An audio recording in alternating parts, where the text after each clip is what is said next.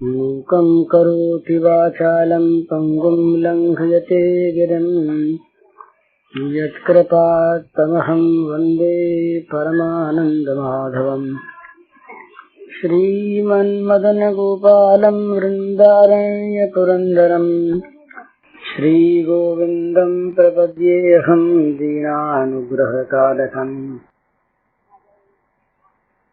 वंशीविभूषितकरान्नवनीरदाभात् पीताम्बरादर्णबिम्बफलाधरोष्ठात् पूर्णेन्दुसुन्दरमुखादरविन्दनेत्रात् कृष्णात् परं किमपि तत्त्वमहं न जाने। नवजलधरवर्णं चम्पकोद्भासिकर्णं विकसितनलिनास्यं स्फुरन्मन्दहास्यं कनकरुचिदुकूलं चारुबर्हावचूलं कमपि निखिलसारं नौमि गोपीकुमारम्। बड़ी सच्ची बात है, मन का योग भगवान से होना चाहिए। सारे साधन इसी एक परम साधन में पर्यवसित होते हैं। भगवान में मन का संयोग हो, पर बड़ी कठिन चीज है ये। मन का संयोग भगवान में होना ही चाहिए, ये सर्वथा सत्य है। मन का संयोग हुए बिना साधन पथ में मनुष्य अग्रसर नहीं हो सकता, ये सत्य है। पर बड़ी कठिन चीज मन को रोकना। अर्जुन सरीखे महापुरुष जिनका अपने मन पर इतना बड़ा नियंत्रण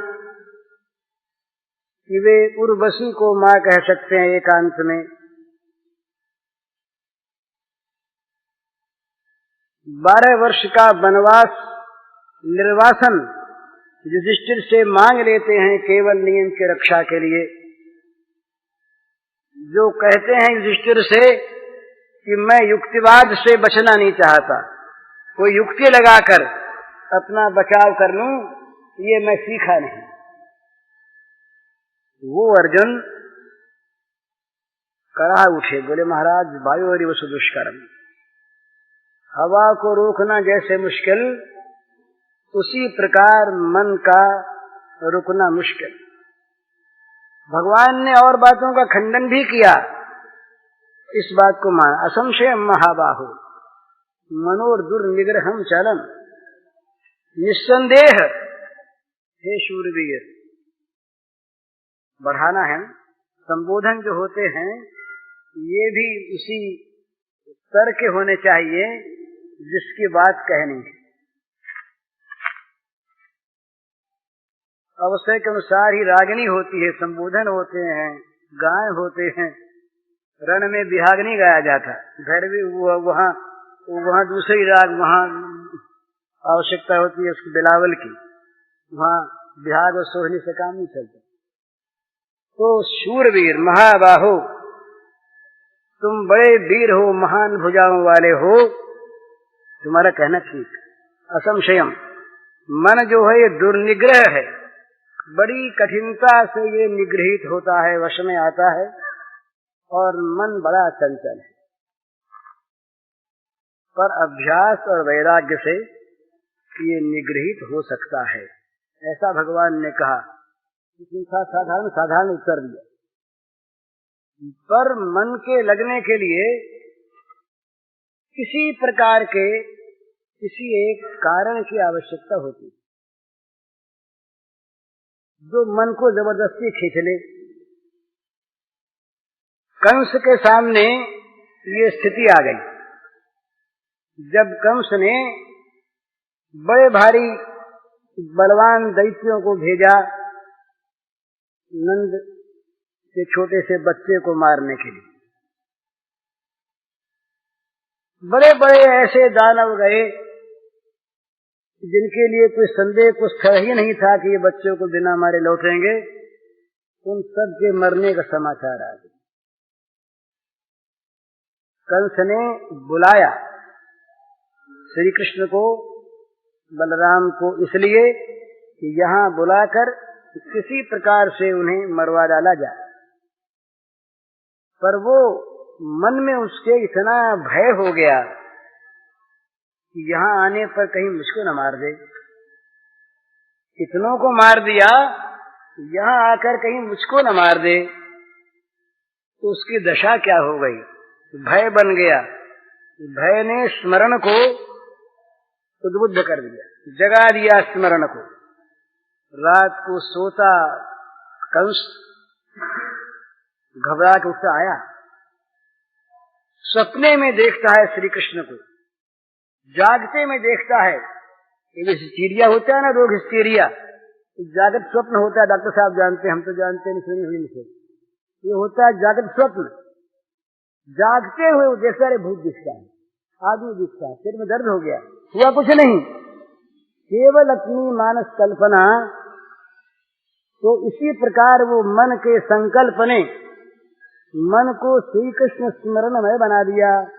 कंस के दिन रात स्मरण होने लगा। उसने साधना नहीं की, तपस्या नहीं की, भय पैदा हो गया। उस भय ने जगा दिया स्मरण को, भूल नहीं सकता था, कारण बना। जल की प्यास लग गई बड़े जोर की। अब वहां ये कहना नहीं पड़ता कि भाई जल का चिंतन करो, जल में मन लगाओ, जल के का अभ्यास करो, जल का चिंतन करो, इसमें बड़ा लाभ है।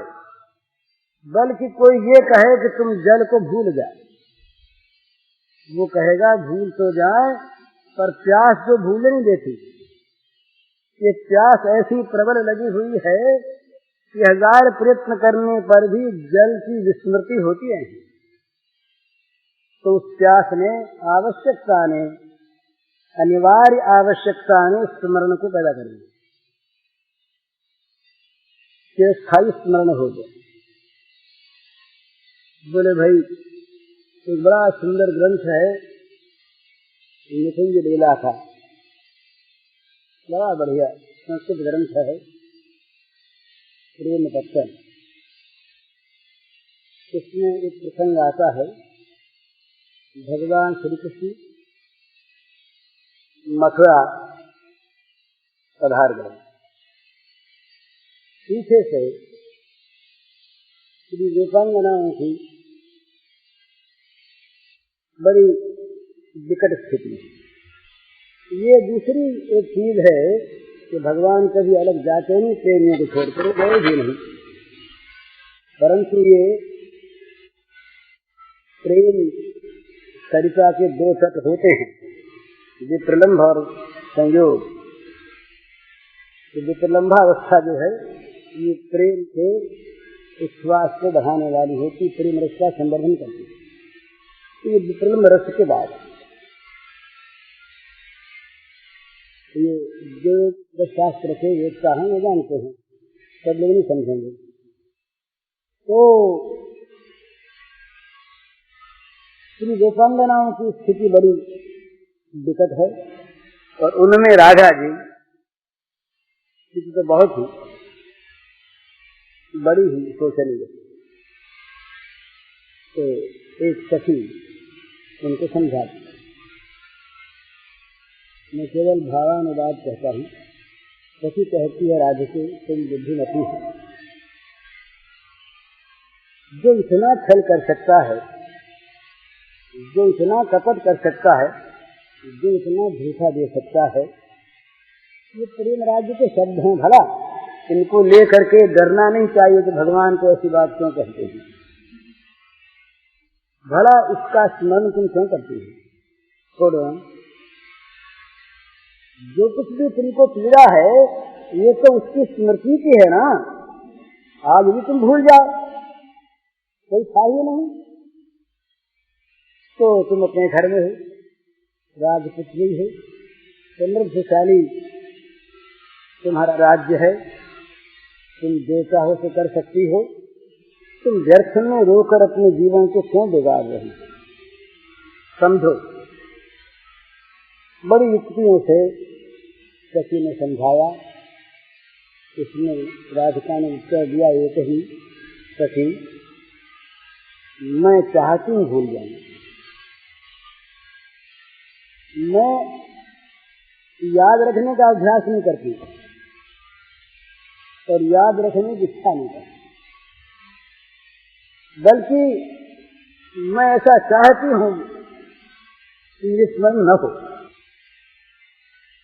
परंतु मेरा इतना मन उनके अनुराग से भर गया कि दूसरी वस्तु मेरे मन में आती ही नहीं। मैं करूं तो क्या करूं? किसी भी दूसरी वस्तु को मन में लाने के लिए प्रयत्न करने पर भी दूसरी वस्तु विलुप्त हो जाती है मेरे सामने से, मेरे मन की वृत्ति से। मेरे मन के सामने दूसरी वस्तु का अस्तित्व नहीं रहता, दूसरी वस्तु की सत्ता मिट जाती है मेरे मन के सामने आते। मैं क्या जानबूझ के याद रखती हूँ? ये प्रीति, भय, आवश्यकता और प्रीति, इन तीनों में से कोई एक जाग जाए। भय तामस है, आवश्यकता राजस है और प्रीति सात्विक है साधन काल में, नहीं तो प्रीति गुणातीत है। प्रेम गुणातीत होता है, गुणमय नहीं होता। तो मन लगाने के लिए आवश्यकता है किसी आधार की, बिना आधार के मन नहीं लगता।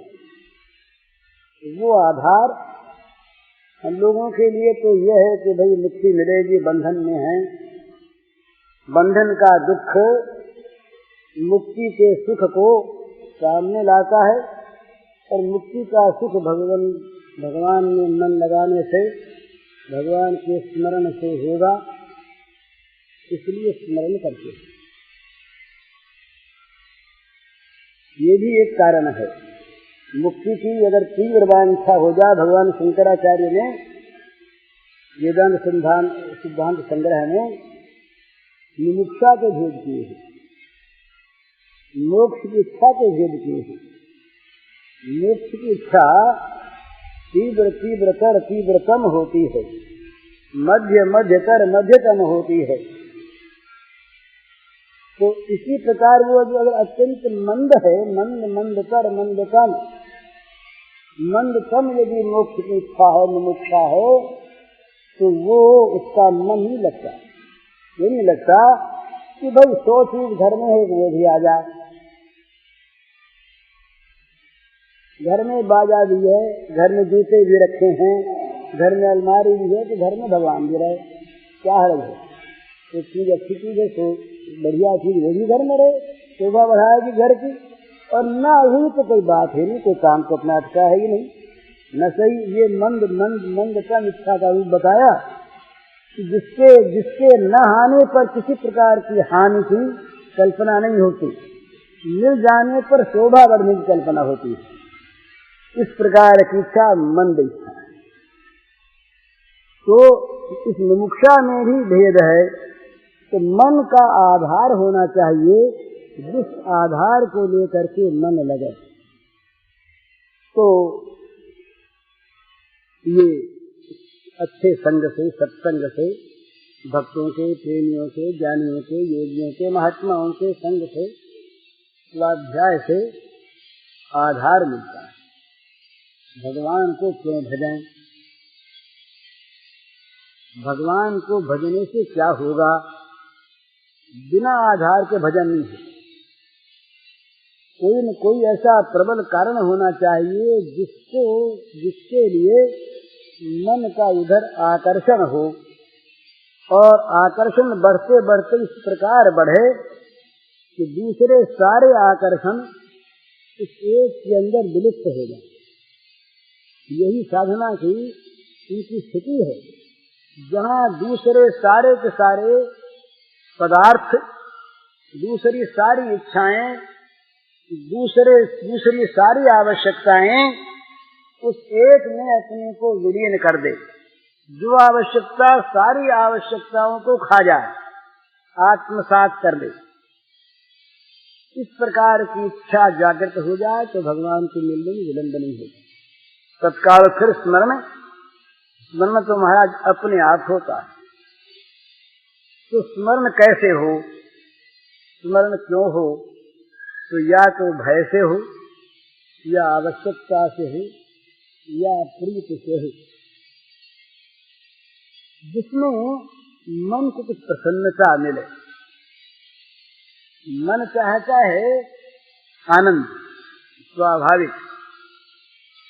तो भगवान ने बड़ी सुंदर बातें कही हैं शास्त्रों में, ऋषियों ने, कि भाई भगवान की लीला कथा बड़ी सुंदर, ये आधार बड़ा अच्छा, इसमें मन लगता है। इसलिए प्राचीन काल में एक नियम था, भला ये नियम बड़ा सुंदर था। कथाएं होती थी हर जगह, गुरु शिष्य के समुदाय का उपदेश नहीं होता था हर जगह। कथाओं में 87,000 श्रोता इकट्ठे होते थे, हरि कथा। पर जहाँ किसी साधन का उपदेश है, मार्ग का निर्देश है, वहाँ अधिकारी शिष्य के सामने अधिकारी गुरु के 101 साल तक इंद्र को ब्रह्मचर्य का पालन करना पड़ा। तब ब्रह्मा ने ज्ञानोपदेश किया। इंद्र आए, महाराज बोध चाहिए, ज्ञान चाहिए। बोले पात्र हो, परीक्षा करो गुरुदेव। परीक्षा 32 वर्ष ब्रह्मचर्य का पालन करके, कथा उपनिषद की 32 साल तक ब्रह्मचारी बन के इंद्र रहे। भला जो स्वर्ग के भोगों में रचे पचे, तो जब तीव्र इच्छा जागृत हुई तो भोग रह गए एक तरफ। 32 साल पूरे हुए, फिर आए, देखा अभी अधिकारी नहीं, फिर 32 साल बैठे, फिर 32 साल बैठे। तीसरी बार आए, बोले अब महाराज उपदेश, बोले अभी अधिकारी नहीं मालूम होते। फिर 32 साल बैठे, फिर 32 साल बैठे, 96 वर्ष। चौथी बार आए, बोले महाराज अब कुछ कसर मालूम होती है, 5 वर्ष और बैठे। 101 वर्ष ब्रह्मचर्य का पालन इंद्र कर लेते हैं, तब इंद्र को ब्रह्म का उपदेश होता है। उपदेश होते ग्रहण हो जाता है, पात्र हो गया ना, ग्रहण करने योग्य पात्र बन गया, ग्रहण कर लिया। चल्लू में पानी भरते रहिए, नीचे बहता रहेगा, टिकेगा थोड़े ही। इसके लिए ठोस पात्र चाहिए। एक शिष्य गए गुरु के पास, वो देखते थे किसमें क्या दोष है। डॉक्टर देखता है ना, निदान करता है कि भाई इसके क्या रोग है, उस सब तरह की परीक्षा करके निदान करता है क्या रोग है, उसकी दवा सोचता है। तो एक सज्जन गए गुरु के पास, गुरु ने देख लिया कि ये चीज है। कहा भाई तुमको दिखता है, मैं पाता मालूम होता बड़े हो जाता है। तो बोले अच्छा, साल भर तक गुस्से पर विजय प्राप्त कर, क्रोध पर विजय प्राप्त करके साल भर के बाद आओ और नहा के आना। साल भर के बाद वो नहा करके आए। गुरु जी ने नौकरानी से कह दिया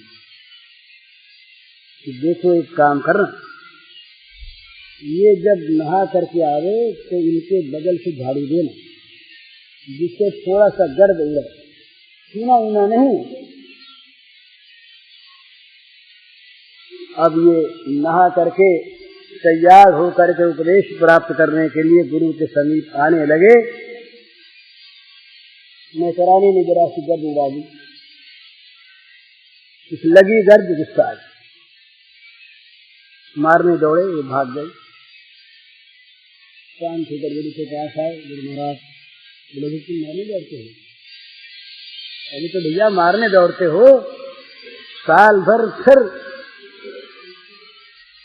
तैयार हो, अपने को अधिकारी बनाओ, दूसरे साल फिर नहा धो के आने लगे तो गुरु जी ने कहा अब उसको मेहरानी को आज एक काम करना, जरा झाड़ू छुआ देना।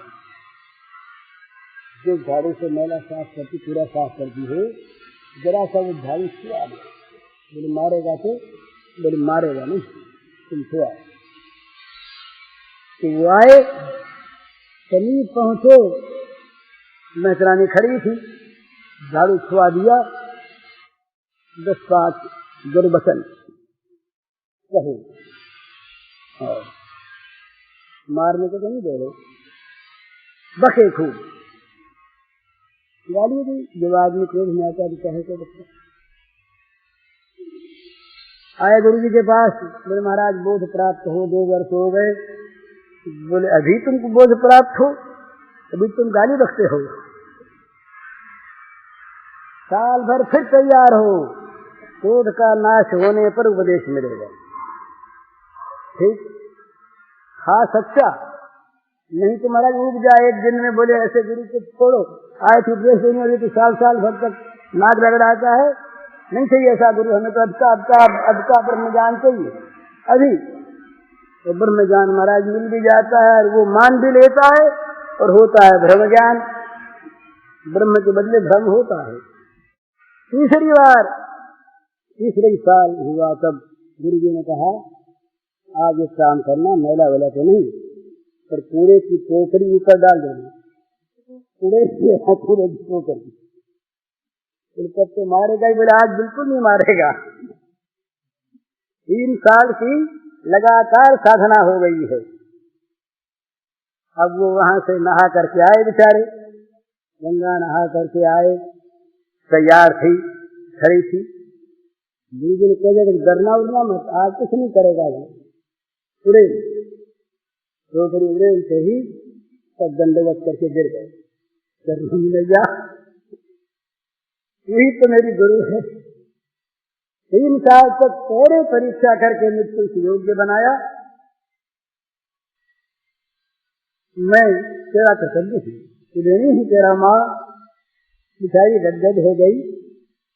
फिर नहाने गए, नहा करके आए, गुरु जी ने कहा तुम योग्य हो गए, आज तुम अधिकारी हुए, आज तुमको जान दिया गया। तो ये साधन का उपदेश होता था अधिकारी को, और कथा होती थी सब। चौराहे पर बैठ गए पंडित जी महाराज, कथाकार भगवान की लीला कथा गा रहे हैं, इसमें आपत्ति नहीं। करके उपनिषद का ज्ञान सत्र हो तो वहां अधिकारी चाहिए। साधन में बताया गया योग का अधिकारी चाहिए, नियम को पालन करके आए हो कि नहीं। योगी से पूछता, नहीं तो कहीं इतना स्खलन होगा कि गिर जाएगा, नहीं तुम योग्य हो। और भक्ति का साधन भी मामूली नहीं है। जहाँ प्रेम रूपा भक्ति है वहाँ तो महाराज इतनी कड़ी परीक्षा है कि जिसका कोई ठिकाना नहीं। वहाँ तो अपने यहाँ ये प्रेम उसको मिलता है जो अपने मोक्ष सहित सर्वस्व को जलाकर उसके खाक पर नाच सकता है, उसे प्रेम मिलता है, प्रेम नहीं मिलता है ऐसे। तो साधन जहाँ होता है वहाँ अधिकारी के प्रति इसका उपदेश है। तो मेरे कहने का मतलब ये था अभी इस प्रसंग में कि मन के लगने के लिए कोई आधार चाहिए, और वो आधार दीर्घ होता है। हमारे यहाँ कान फूकने वाले गुरु के नहीं, पर मार्गदर्शक गुरु के बढ़िया है। गुरु के बिना काम नहीं होता। गुरु वो जिस चीज को जानता है और बता सकता है और ले जा सकता है, वो गुरु। मैंने जिस चीज का जो एक्सपर्ट है, अनुभवी है, जिसने अध्ययन किया है, उस चीज को प्राप्त ही तो बताएगा ना। केवल पोथी पढ़ने वाला कैसे बताएगा? इसके साथ साथ इसका प्रैक्टिकल ज्ञान होना चाहिए, तब बताएगा।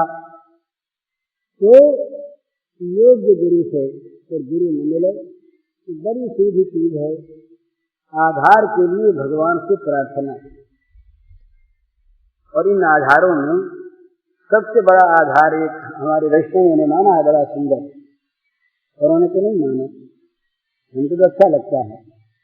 भगवान के साथ कुछ संबंध जोड़िए, भगवान को माँ बना ले, बाप बना ले, भाई बना ले, बेटा बना ले, मालिक बना ले, नौकर बना ले, पति बना ले, पत्नी बना ले, कुछ भी बना ले, उनके साथ अपने मन से एक संबंध जोड़ ले। हमारे यहाँ एक पुरानी, मैं जब बम्बई रहता था, उनके साथ जानते होंगे भैया, वो एक घासीराम दालमिया, घासीराम दालमिया, जिस मकान में मैं रहता इसलिए वो रहता, उनकी स्त्री का देहांत हो गया। उनके यहाँ एक गोपाल जी की प्रतिमा है, तो वो उनको गोपालिया कहता है। गोपालिया बच्चा, छोटा बच्चा है तो गोपालिया। तो वो खानसबाड़ी में हम रहते, नीचे मकान में रहता, और वो दलाई वगैरह किया करते। तो दिन में 4-5 बजे आता है संभालने से, कभी पानी खिलाना है, कभी देखना है, कभी कुछ। तो मैंने पूछा कि बार बार भाग क्यों आते हैं? अरे बोले भाई जी, इसको भूख लगी आज गोपालिए थे, तो कहीं प्यास लगी हो, तो कहीं गर्मी लगती हो, बिना संभाले कैसे काम चलेगा? अब वो बड़े आदमी समझ सकते हैं कि भला भगवान को क्या भूख लगेगी, भगवान क्या खाएंगे, भगवान ये तो सब मंद अधिकारियों की बातें हैं, और ये मीठी बातें मीठी नहीं, यही तो जादू है जो निष्काम में कामना पैदा कर देता है, जो आत्म काम को कामी बना देता है, जो नित्य तृप्त को तृप्त बना देता है। ये प्रेम, यही तो चीज है। स्नान का भगवान ने पत्रम पुष्पम फलम सोयम यो मे भक्त्या प्रयच्छति तदहम भक्तिपूर्वकम स्नामि प्रयतात्मन स्नामि का खाता हूँ। इसका ठीक यही श्लोक भागवत में सुदामा के प्रसंग में भगवान ने श्री मुख्य का इसलिए कि ये कीड़ों के दाने, ये जिस प्रेम से सने हुए हैं, ये तो सारे विश्व को तृप्त करने के लिए पर्याप्त है। तुम मेरी बात कहते हो?